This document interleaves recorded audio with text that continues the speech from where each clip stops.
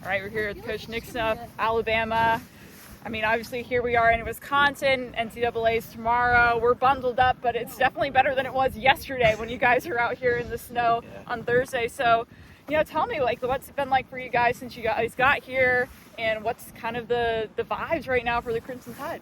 Yeah, I mean, I think everywhere, luckily for us, the winter's been pretty mild. So even the Midwest teams and Northeast, New England teams, they've all been saying, the weather's been fine. But, we've kind of embraced and we wanted it to be tough. I was hoping for worse conditions. Our girls were ready for it. We came out yesterday. I know it was bad, but we had a little snowball fight. We made a snowman. We just kind of played in it. Half of the girls haven't seen snow before ever. But we were ready for tough conditions. I think that kind of shows you the resiliency and kind of the toughness of the women. Is like, hey, no matter what it is, I know we're from Alabama, and yeah, it was 73 when we left, but we were coming here and we're like, fast, slow, wet, dry, whatever it was going to be, we were ready for it, and so the ladies are excited. I'm excited. We've got a young crew, but I think they're ready to go out and show, what they're capable of.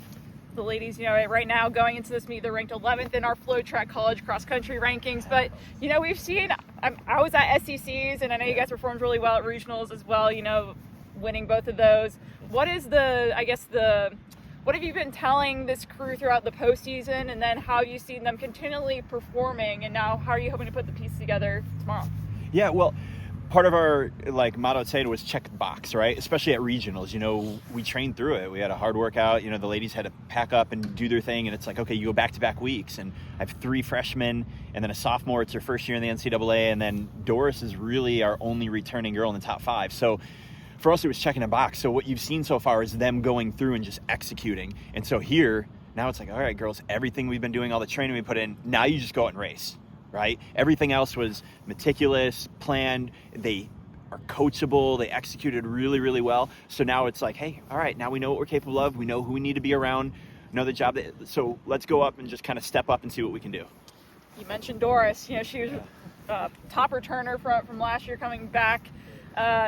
She's been a superstar all season long. What have you been telling her? What are you expecting from her? And because I think really the consensus around the whole NCAA is like, okay, they're looking at the individual title. There's some 3 big names, and she's one of them. Yeah, I mean, the NCAA is just getting harder and harder, right? So you can't ever count any girl out, right? And same thing on the men's side, as you've seen. So I tell Doris all the time, you just have to keep rising to the occasion, right? And trust yourself, have confidence in yourself, and she's a savvy runner, now with a little bit more races under her belt. And so we've got a plan, but we also have, she's one of those girls that you just allow to go full throttle. Like, hey, your body, what we've been doing, how strong you are. So why don't you just have a go at it and just see what you're capable of? So for her, coaching's off. I'm a fan. I'm a cheerleader at that point. This girl's ready to get after it, and she's competitive. She's quiet and shy, and you guys have seen that in interviews, but that girl is one of the most competitive people I've ever seen in my life. She just doesn't show it outwardly, right? So I'm really excited for her to go and show the NCAA and the world, hey, I'm special, right? You mentioned that the NCAA, the level of competition, especially on the women's side, is at a whole nother level.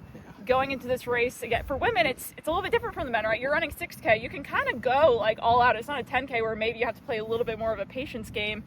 How do you expect that race, just in general, on the team and individual side, to play out tomorrow? Yeah, I think the women's side is deeper than it's ever been. I think it's going to be one of the highest point totals that we've seen in many years, right, to win it. And so there are a lot of teams, there's a lot of strong teams, but the depth of the teams has really been incredible on the women's side. If we remember even from 10 years ago, it's like, okay, we knew this team or that team, and then after 5, but when you go, I was talking to Ray Tracy the other day from Providence, I was talking to Sean Clear at West Virginia, and everybody's missing 1 or 2 pieces, including us, but yet you're deep enough to still come here and be a top 10 or top 5 program. That never would have happened in years past with any women's program. It's like if you lose 2 of your top 5, you're not on a podium, you're not fighting. But now, women's running has stepped up so much that's what I love about this sport and what I love about the women's programs, especially, our teams and the other teams that we're going up. It's come a long way, and I love that. So it's anyone's shot.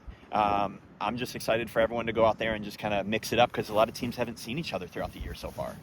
And then I'll ask you too, just about the men. They're here as well. How are they trying to put together the pieces as well, to perform as best as they can here?